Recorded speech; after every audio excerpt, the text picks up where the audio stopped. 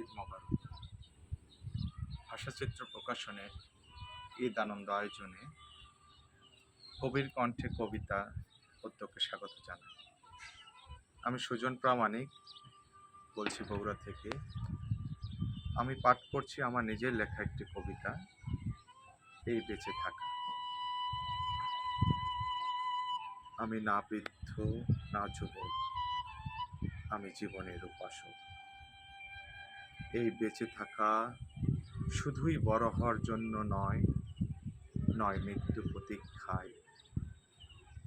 প্রতি মুহূর্তে ঋদ্ধ হই নিত্য নতুন অভিজ্ঞতা।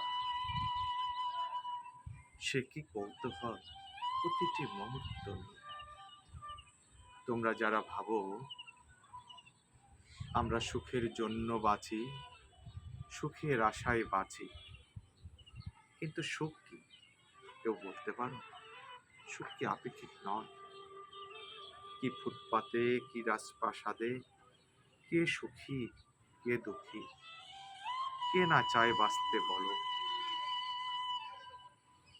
বেঁচে থাকার ইচ্ছে বলতে জীবনে অসম্ভব কৌতূহল বুঝি। জীবন বলতে